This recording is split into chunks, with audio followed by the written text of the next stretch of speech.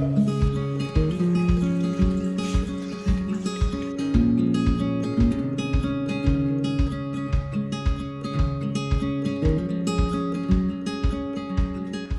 para viewers sekalian, perkenalkan nama saya Yusuf Chandrawan, seorang mahasiswa di Universitas Diponegoro, Fakultas Sains dan Matematika, Biologi Angkatan 2020.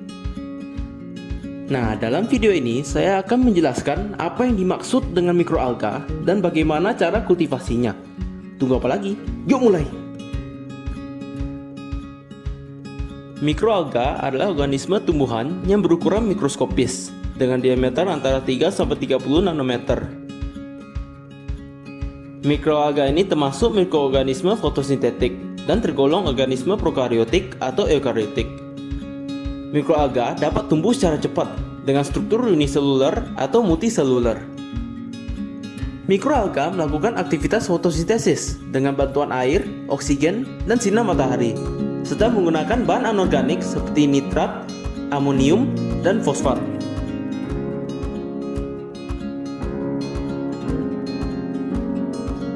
Mikroalga adalah penghasil oksigen terbesar. Sekitar 50% oksigen di bumi dihasilkan oleh mikroalga.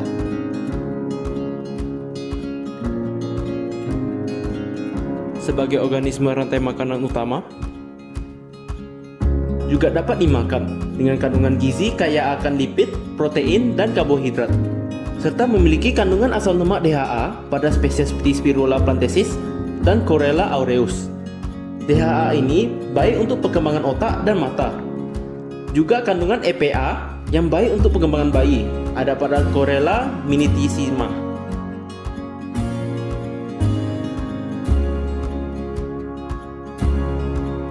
Mikroalga juga menghasilkan biomasa sebagai bahan bakar alternatif. Contohnya adalah untuk pembangkit listrik dan bahan bakar kendaraan.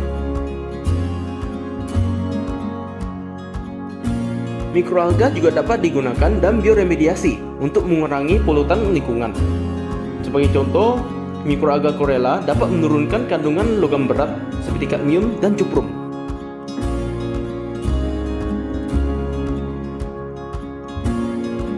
Manfaat lain dari mikroalga adalah dapat meningkatkan produktivitas agrikultur, aquakultur, dan produksi hewan.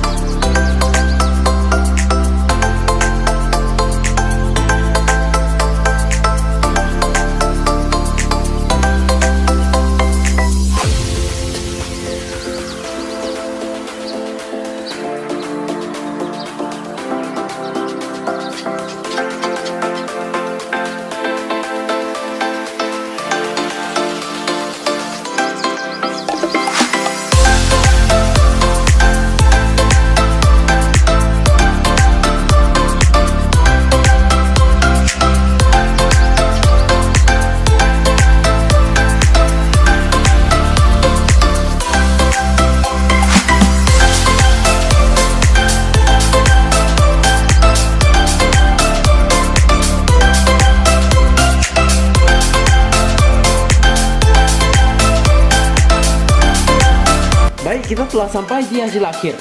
Didapati air pada botol A atau air mineral dan D air PDAM tidak mengalami perubahan. Namun pada botol B yaitu air genangan, botol C air mengalir yang diambil dari selokan, dan botol E yaitu air akuarium mengalami perubahan. Yang memiliki tanda paling jelas akan adanya pertumbuhan alga adalah pada air botol C, air mengalir yang diambil dari selokan, dan E yaitu air akuarium, di mana terdapat serat-serat hijau yaitu alga yang bertumbuh pada dinding botolnya, seperti terlihat di gambar ini. Pada pengamatan di wadah, koin di air mineral menjadi berkarat dan tidak memiliki permukaan licin. Koin pada air PDAM juga tidak memiliki permukaan licin, menandakan tidak ada mikroalga yang tumbuh. Sedangkan koin di air genangan, selokan, dan akuarium memiliki permukaan yang licin, menandakan adanya pertumbuhan mikroalga. Koin pada air akuarium juga terdapat serat-serat hijau yang adalah alga tumbuh di sekeliling koin, jelas menandakan adanya pertumbuhan mikroalga. Nah, kok bisa ya ada air yang tumbuh mikroalga, ada yang tidak, dan juga kayaknya setiap air memiliki kecepatan pertumbuhan yang berbeda. Pertama, kita harus tahu faktor-faktor penting yang dibutuhkan supaya mikroalga dapat bertumbuh. Pertama, ada sinar matahari untuk membuat makanan dan bernafas. Mikroalga harus melakukan fotosintesis yang membutuhkan adanya sinar matahari.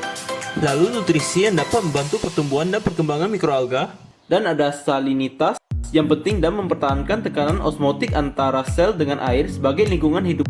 Juga tingkat keasaman atau pH yang dapat mempengaruhi kinerja enzim dan metabolisme pada mikroalga. Kebanyakan mikroalga bertumbuh dengan baik pada pH 7-9. Dan faktor yang paling penting yaitu adanya mikroalga atau sporanya dalam air untuk memulai pertumbuhan dan perkembangbiakan. Untuk faktor sinar matahari, karena semua air ditempatkan di tempat yang sama-sama terkena sinar matahari, faktor ini tidak memberi perbedaan. Pada air PDAM dan mineral tidak terjadi pertumbuhan mikroalga karena memang dari awalnya tidak terdapat mikroalga dan sporanya untuk memulai pertumbuhan. Air mineral akan dilalui 3 proses, termasuk penyaringan, disinfektan, belum lagi zat-zat lain untuk menekankan pertumbuhan mikroorganisme seperti fluoroid. Sedangkan pada air PDAM, perusahaan ini masing-masing sudah menggunakan bantuan teknologi terkini untuk mengolah dan melakukan proses penyernian air.